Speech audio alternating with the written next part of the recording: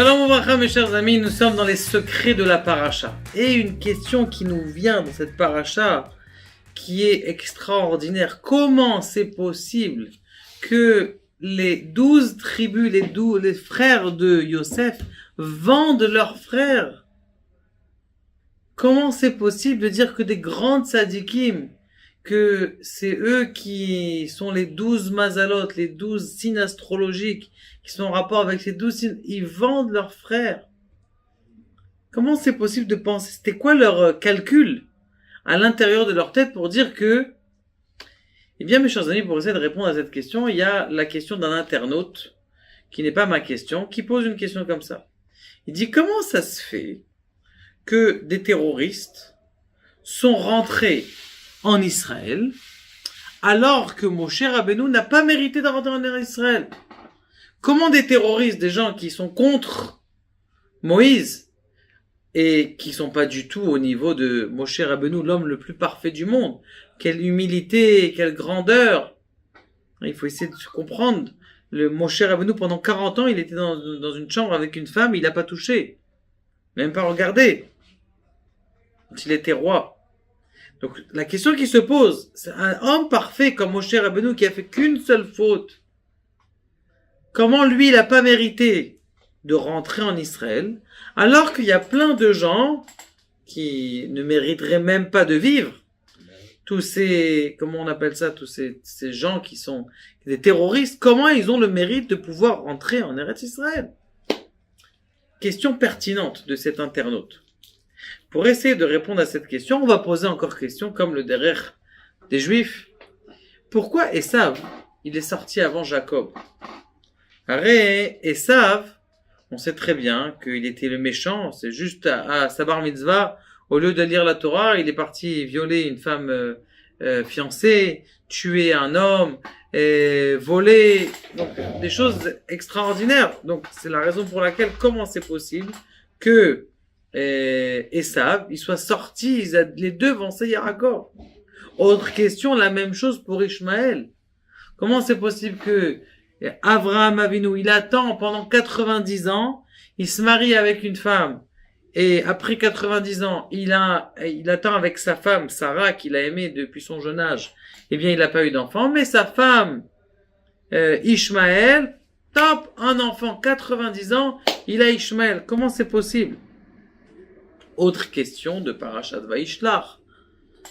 C'est comment ça se fait, comment est-ce possible qu'il y avait, avant que règne la royauté d'Israël en terre d'Israël, comment ça se fait qu'il y a déjà 7 rois?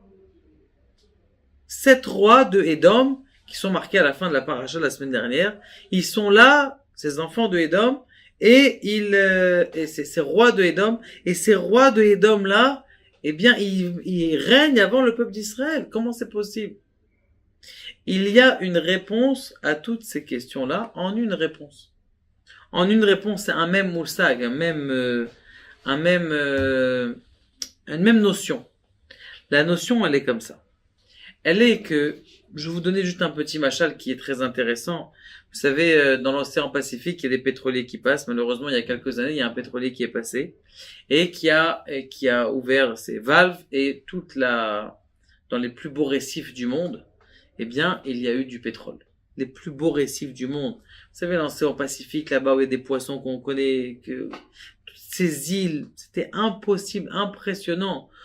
Comment on va faire pour rattraper tout ce... Alors, ils ont eu des idées, puisqu'ils étaient à côté de l'Inde, et que là-bas, ils ont un service de prendre leurs cheveux, de les couper. Ils avaient des quantités et des quantités de cheveux. Ils ont pris tous ces cheveux, ils les ont jetés dans la mer, et vous savez, le cheveu, ça absorbe. Comme le cheveu, ça absorbe, eh bien, grâce à ça, ils ont absorbé tout le pétrole, et puis après, ça passait, quand ils ont mis le filet de pêche, ils ont réussi à tirer tout ce pétrole qui était éparpillé, parce que si c'est des gouttes de pétrole, ça s'en va entre les filets, c'est inattrapable. Mais si le cheveu, il a attrapé la saleté du pétrole, eh bien, c'est pour ça que, grâce à ça, ils ont pu réussir à sauver de nombreuses îles qui étaient... Maintenant, c'est exactement la même chose. Yitzhak, on sait très bien que c'est la rigueur puissante. une rigueur qui est très très très forte.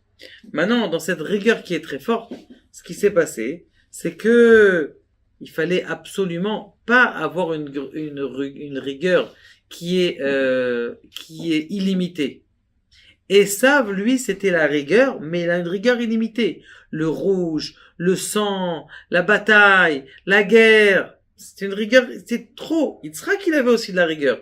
Mais il fallait justement que Yitzhak, il extirpe de lui cette rigueur. Donc il a eu 2 jumeaux, un enfant, Yoshev Tam Ohalim, un petit mignon, Yaakov, et un autre, c'est Esav, qui a pris tout ce côté qui est mal pour l'extirper.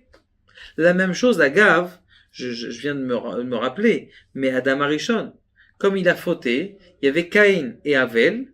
Caïn, il a pris tout le mauvais de l'impureté de Sarah, de Chava, et Avel, quand il est mort, c'est vrai, mais quand il est revenu en Gilgoul de Chet, du 3e enfant que Adam Arishon il a eu.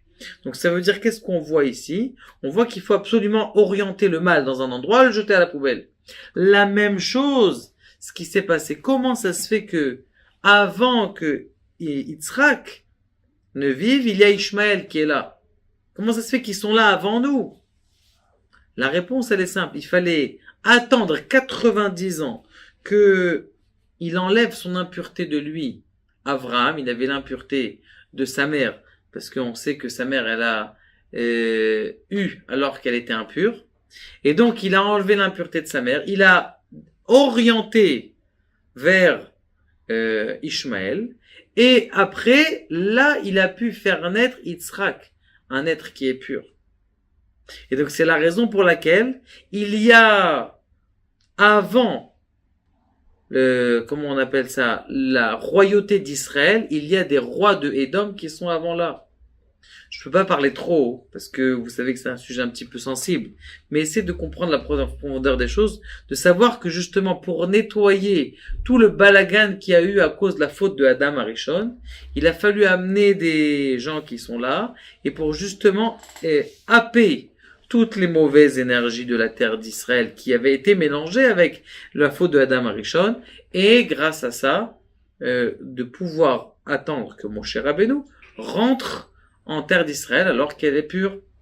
Et c'est exactement ce qu'on est en train de faire maintenant, justement, avec les guerres, malheureusement. Justement, on est en train d'enlever les bonnes hitzotzot, de faire la séparation entre les gens qui sont bien et les gens qui sont pas censés être sur cette terre-là. Et la dernière chose qui se passe, c'est comment ça, on a posé la question, comment ça se fait que comment ça se fait qu'ils ont été contre Yosef? Parce que qu'est-ce qu'ils se sont dit? Celui-là, ce Yosef, il dit du mal. Il arrête pas de dire de la shonara sur nous toute la journée à notre père. Ça veut dire, ça doit être un reste de saleté.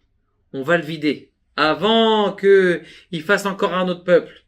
Ils se sont trompés, malheureusement. Donc, qu'est-ce qu'ils ont fait? Ils ont pris Yosef, ils ont essayé de le vendre. Et la vente, Baruch Hashem, elle a fait qu'elle a pas marché. Et, en tout cas, elle a marché, mais ce qui a fait, eux, c'est ce qu'ils croyaient. Eux, ils croyaient. Aré Abraham, il a eu qui? Il a eu Ishmaël, c'est pas de chez nous.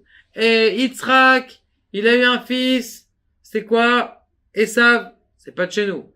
Yaakov aussi, il a eu un fils. Yosef, ça doit être des restes d'impureté qui sont chez nous, on le vire.